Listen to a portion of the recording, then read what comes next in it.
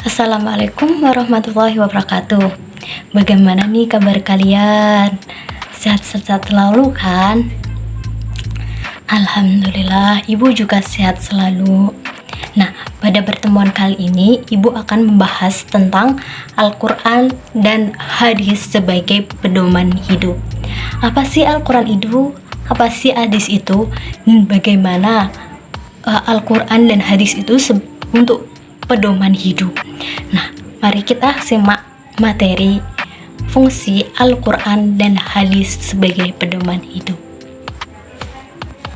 Nah, sebelum Ibu melanjutkan ke materi, Ibu akan menyampaikan sedikit tentang tujuan pembelajaran kali ini ya. Nah, tujuan pembelajaran yang pertama itu adalah meningkatkan kecintaan peserta didik terhadap Al-Quran dan hadis. Yang kedua itu membekali peserta didik dengan dalil-dalil yang terdapat di Al-Quran dan sebagai pedoman hidup. Yang ketiga, meningkatkan kekhusyukan peserta didik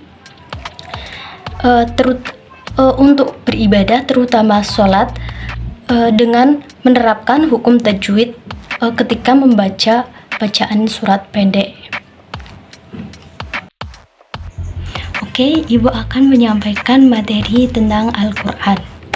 Nah, Al-Quran itu berasal dari kata kerja yang artinya membaca, sedangkan huruf alif yang terdapat dalam Al-Quran itu adalah kesempurnaan. Jadi, Al-Quran itu bacaan yang sempurna.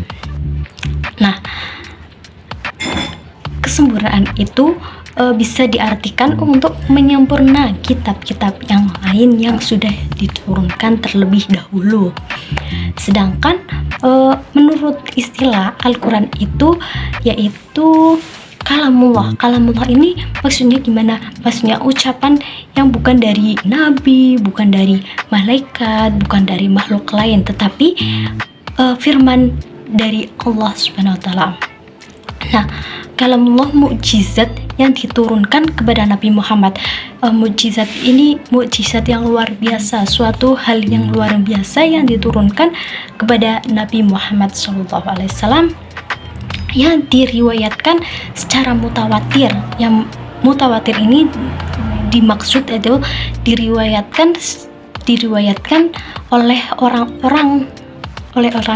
tiga lebih, yang orang itu harus memiliki kriteria yang tertentu, yaitu harus yang tidak pernah bohong, yang akhlaknya mulia, yang mampu hafalannya itu sempurna, dan lain-lain, dan banyak lagi kriteria-kriterianya. Nah, diturunkan secara mutawatir nih. Nah, ketika kita membaca Al-Quran itu dihukumi dengan ibadah. Nah, kita membaca Al-Quran. Nah, kita itu bisa diartikan beribadah. Nah, ketika beribadah kita mendapat pahala. Nah, maka dari itu kita sering-sering membaca Al-Quran agar mendapat pahala. Nah, tetapi kita membaca Al-Qurannya itu harus dengan khusyuk, harus dengan menerapkan tajwid yang sudah dipelajari. Oke, nah benar sekali. Oke, Ibu akan melanjutkan materi tentang fungsi Al-Quran. Nah, fungsi Al-Quran dalam Islam itu ada dua. Yang pertama itu sebagai Al-Huda yang artinya petunjuk. Yang kedua Al-Furqan yang artinya itu pembeda. Nah, petunjuk itu maksudnya gimana sih? Nah, petunjuk dalam hal ini itu petunjuk hidup, petunjuk kita menjadi pedoman hidup kita, menikmati kehidupan. Nah, petunjuk ini bukan hanya petunjuk hanya orang Islam, tetapi seluruh umat umum, karena Al-Quran itu bersifat universal yang berarti umum. Oke, anak-anak. Nah, yang kedua itu bersifat Al-Furqan yang bersifat Al-Furqan, yaitu pembeda. Nah, pembeda itu maksudnya gimana?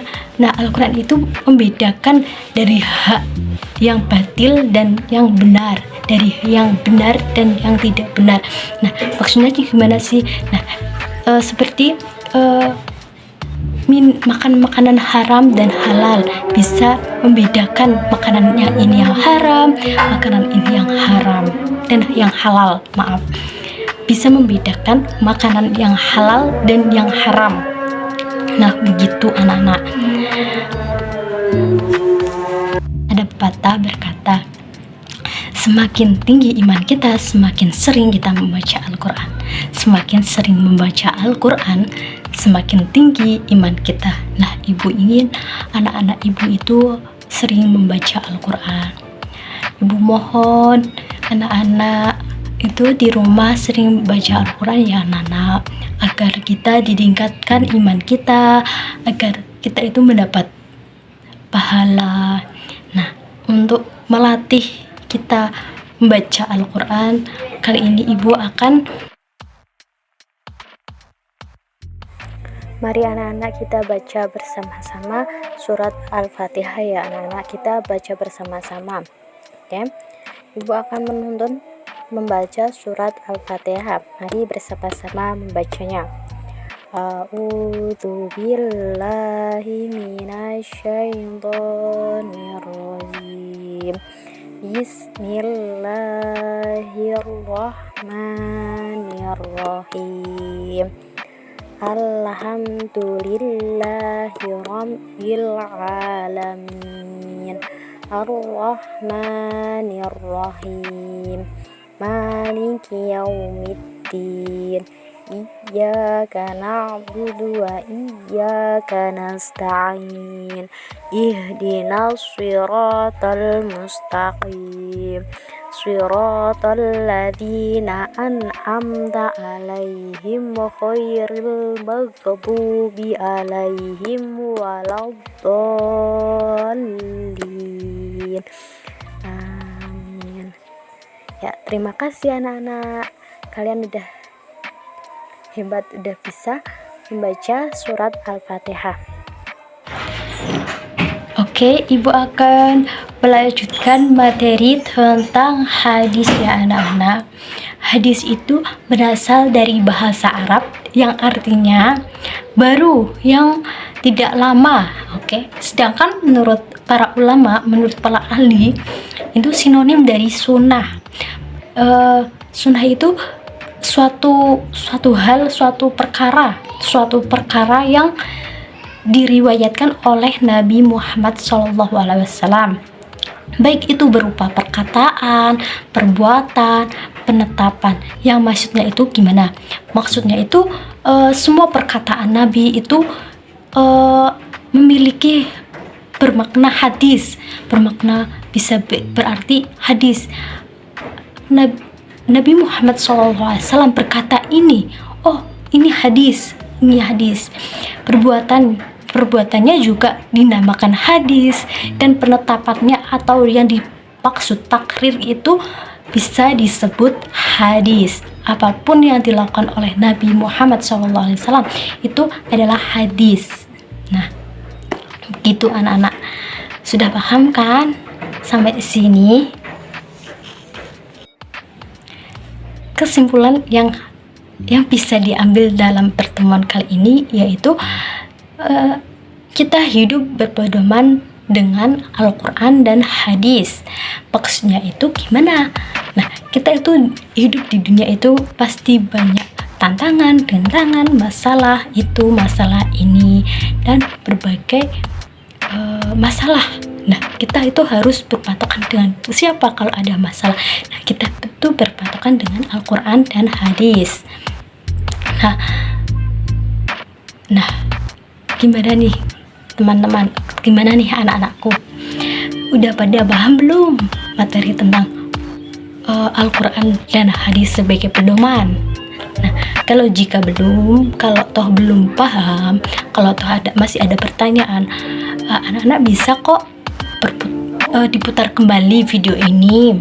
Nah, ya, oke, anak-anak. Nah, ya.